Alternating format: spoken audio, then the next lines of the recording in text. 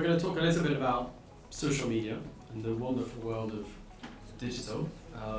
You're probably all familiar with it. The business of every single social platform out there today, their business model, it's not revenue, it's not profits, it's not anything other than time. They are there to suck time, right? To consume time. You have to be very clear. All the platforms we're going to talk about today have a business model, and that business model is not based on helping charities and NGOs. It's usually it's not geared towards helping any corporates in the world. It's just solely there to help themselves, right? So let's all agree to that, and then we'll move to the next one. Your challenge is this, right? Scrolling. It's the devil, right? I don't know how much you walk every day, but we scroll 2 kilometers per day. Wow. Okay? So your fingers, they work, right? 2 kilometers per day. So in that environment, what you need to do is what some of them call thumb-stopping social content. What is going to make someone stop scrolling and pay attention for 1.5 seconds, 3 seconds maybe, if they're very generous with their time? But this is what we're talking about. It's making people stop what they're doing and paying attention for a very short amount of time. But basically the same process you've been through on the creative side, but just applied to social. Defining a clear goal. So what is the one thing we want people to do that will impact where your message is displayed and how you display it. That will impact also what you will measure. So how do you know your campaign is working or not, as the case may be. I took a look at a few of your Twitter handles, for those that have some. There's a few great tweets on there, for example. There was one about fundraising that had received 0 clicks. The tweet was perfect. I mean, it had everything it needed to have. It had a really nice image, had a short and linked, clear call to action, 0 click. So clear goals, measuring and making sure that you know the impact you're having. Again, the audience, not knowing just who they are, but how they will behave, and we'll go back to that in a little bit. Particular insights, especially in terms of generation. Cultural differences tend to fade online. The strategy and then the tactics, as you think about your campaigns, your social campaigns, just remember that the 4 first items are effectively brain juice. The bit where you need to start thinking about budget is the last one, right? This is the stuff that you need to think, okay, if I do this, there's going to be a time and cost implication. Think about the barriers. This is very important. What are they not aware of? Are they actually active on social platforms? What would it take for them to, again, stop and pay attention? Platforms will focus, or have done a great job focusing you here, when the actual value is probably on the other side. So we call those bad metrics. They're pretty much meaningless, and you should stay away from them. This is what we want, because this has to do with time. A click is someone trusting you enough to decide to go further into the conversation or further into your issue. A return visitor is gold. It's someone who trusts you so much that they're willing to come for a second time or third time. You should know who these people are, and you should treat them as VIP guests. Video is for a number of reasons, but especially from the measurement perspective, is a great channel. It's a great format, because the percentage watch can tell you how well your message is doing, which you can't do with text, because you can't track the eyelids of someone scrolling through your page, which you can't do with images, because it's a flash, they read it, but you have no idea what's happening. Video, as your message is being distilled over time, you can very clearly see where people drop off.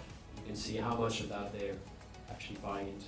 Being ratioed is when a politician, for the most part, posts something pretty outrageous and receives a lot of comments and no like. Okay? I say politicians because I wouldn't want to name any of my clients, but it does happen with corporates as well. So ratioed is not good. So likes and comments can be useful as an early warning sign that something has gone terribly, terribly wrong, right? If you have more comments than likes, you have a problem. Post on a schedule, on a regular basis. But if the regular basis is once a month, and you stick to once a month, that's perfectly fine. It's effectively filling out the boxes and making sure you are able to forecast as much as possible the impact of your campaign. So what do you need to actually to deliver a campaign? Do you need a video? But what else do you need? You probably need some social posts to go alongside a video. You need probably the ability to track links and how many people click on the link. You need to have a way to evaluate the conversion form on your website if people are signing up for more information or if they're requesting more information for you. How much information are you going to ask? Are you going to give them a 20-field form from the get-go, or are you just going to ask them for their email address and optionally their name, and if they fill that in, then you get 3 more fields, and so on and so on and so forth. The environment, so where do you have to be visible, or where do you have to be found, and the engagement, what do you want people to do as a result. So, push is when you insert yourself in existing conversations. You're effectively interrupting someone's morning and saying, please pay attention to me, this is important. Benefits, you can go after much larger audiences because you can target by interest.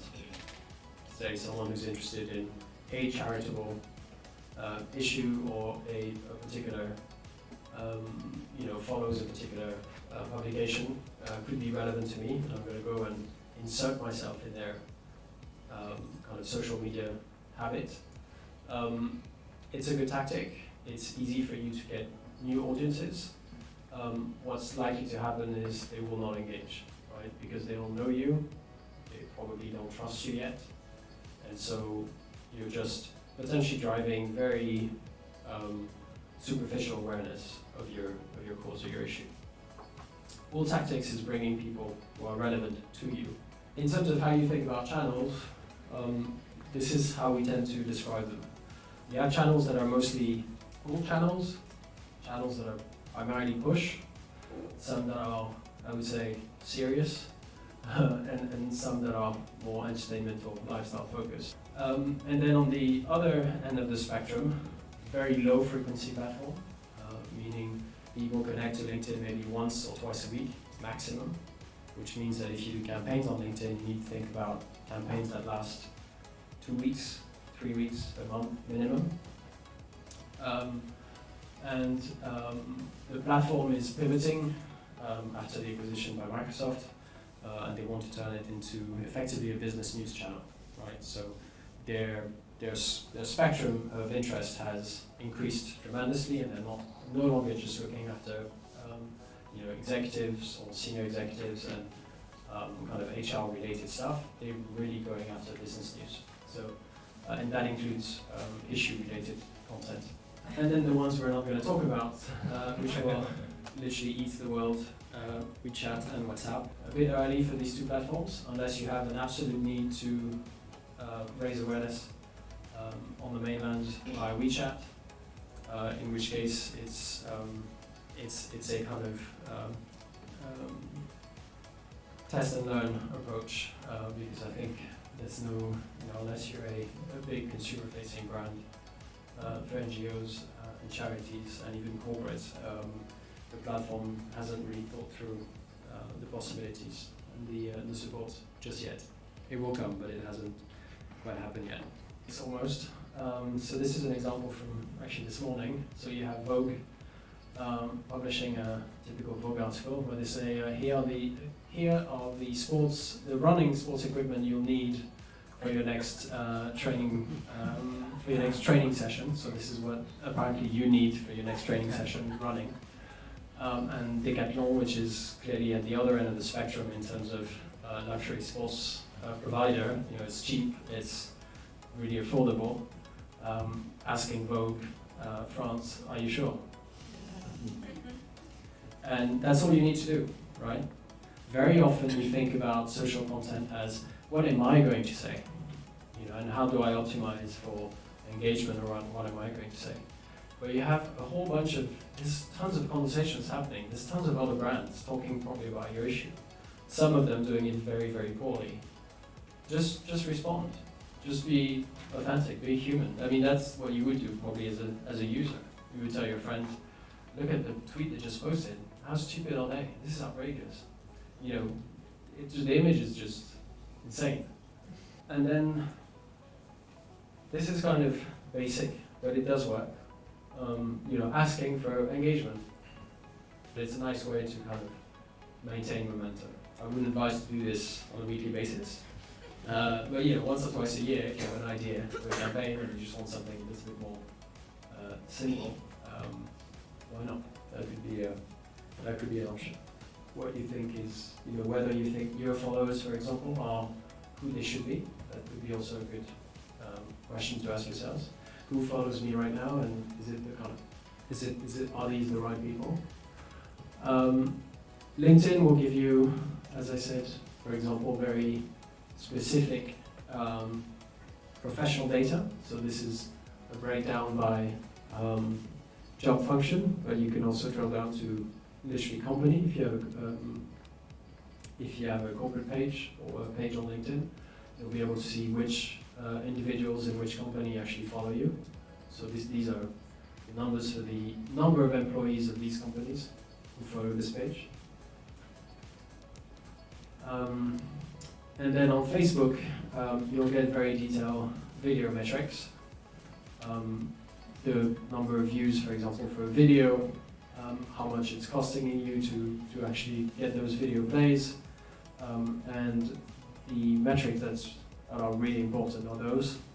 How many people watch 25% of your video, how many people watch 50%, 75%, and then 100%, and you can see the drop, which in this case is actually not that bad.